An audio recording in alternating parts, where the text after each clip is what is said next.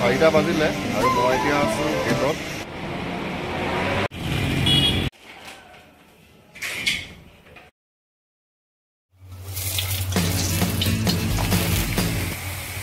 কাইলৈ যিহেতু দেওবাৰ, কাইলৈ কাম কৰা এমপ্লয়খিনি নাহে।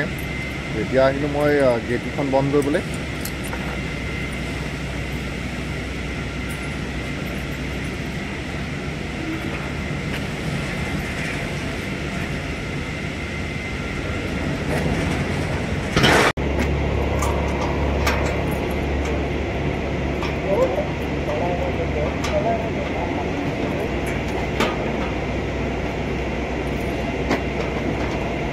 নটা বাজি গৈছে আৰু নাইট শ্বিফ্টৰ যোনখিনি এমপ্লয় হয় এতিয়ালৈকে অহা নাই।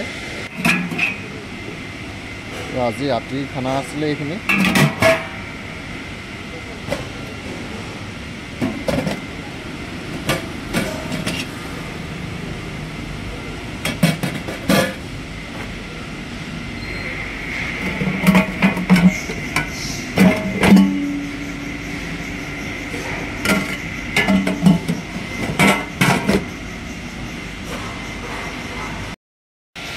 ৰাতি আমি কি কাম কৰিব লাগে আজি এইটো ভিডিঅ'ত মই আপোনালোকক দেখুৱাম। নাইট শ্বিফ্টৰ এমপ্লয় অহাৰ সময় হৈছে আৰু এতিয়া গেটত প্ৰথম চেক কৰিব লাগিব। নাইট শ্বিফ্টৰ ডিউটি থকাবিলাকৰ আহি হৈ গ'ল আৰু এতিয়া যোনসকলে দিনৰ 2টাৰ পৰা কাম কৰি আছিলে ৰাতি 10টালৈকে কৰিব লাগিব। মাজে মাজে এবাৰ চাই থাকিবগৈ লাগে। তাৰপৰা 1টা বজাত আকৌ আমি চাহ দিবগৈ লাগিব। আজি চাহ আহি পোৱাহি নাই। চাহ আহি পোৱা 2 ঘণ্টামানৰ পিছত গৈ আমি ভিতৰত চাহটো দিবগৈ লাগে।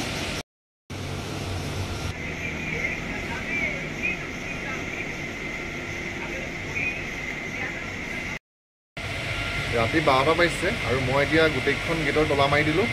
এতিয়া আহিবলগীয়া মানুহ কোনো নাই আৰু অকণমান পিছতে ষ্টাফৰ মানুহখিনিক ভিতৰত চাহ দিবগৈ লাগিব।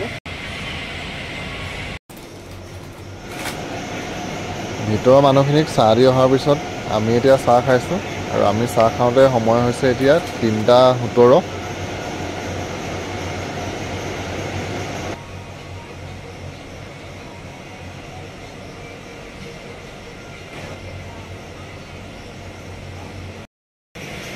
চাৰিটা বাজিলে আৰু মই এতিয়া আছোঁ গেটত আৰু এতিয়ালৈকে গেটবিলাক খোলা নাই। আজি যিহেতু দেওবাৰে কোম্পানীৰ ভিতৰৰ কামবিলাক বন্ধ থাকে আৰু যোনসকল নাইট শ্বিফ্টত কাম কৰিছিলে তেওঁলোক এতিয়ালৈকে যোৱা নাই।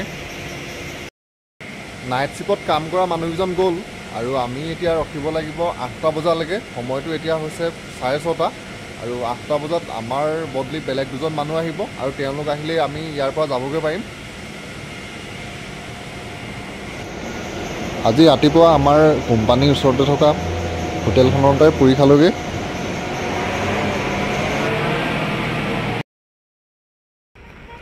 ৰুমলৈ আহি আছোঁ আৰু আজি যিহেতু দেওবাৰে প্ৰায়বিলাক কোম্পানী বন্ধে থাকে আৰু ৰাস্তাটো আজি মানুহ কম।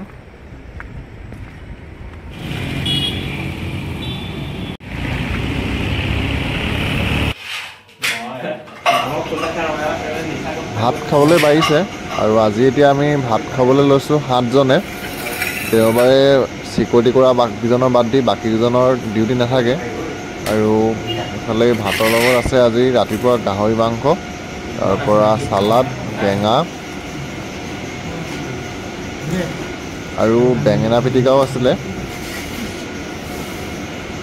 দেওবাৰে আমাৰ 4জন মানুহৰ কাম থাকে, বাকীকেইজনৰ কাম নাথাকে।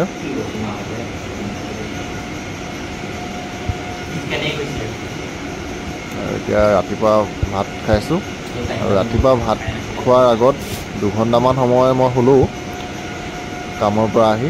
তাৰপৰা আকৌ ভাত খোৱাৰ পিছত আকৌ মই 2 ঘণ্টামান শোৱা হ'ল, যিহেতু টোপনিটো ভালকৈ পূৰ হোৱাই নাই মোৰ।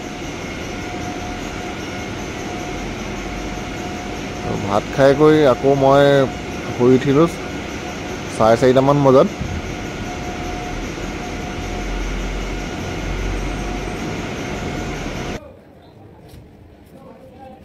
আৰু আজি যিহেতু জন্মাষ্টমী, আপোনালোক সকলোকে জন্মাষ্টমীৰ শুভেচ্ছা জনালোঁ। গাটো ধুই আহিলোগৈ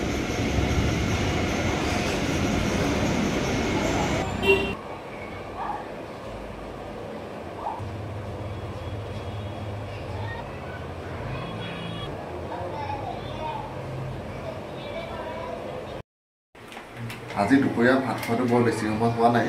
আজি কামলৈ সেইকাৰণে ৰুটি খাই যাম বুলি ভাবিছোঁ আৰু ৰুটিৰ লগত খাবৰ কাৰণে আলু দুটা কাটি লৈছোঁ আৰু এইফালে আটা আনি থোৱা আছিলে। এনেকৈ পেকেটত অহা ৰুটিটো আগত মই খোৱা নাই, তো আজি প্ৰথম বনাবলৈ লৈছোঁ।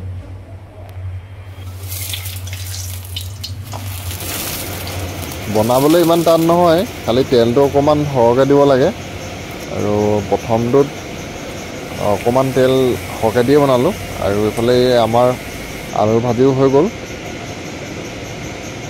এটা ৰুটিৰ কালাৰটো অকণমান বেয়া হ'ল, এইফালে এতিয়া মই ৰুটি খাবলৈ লৈছোঁ।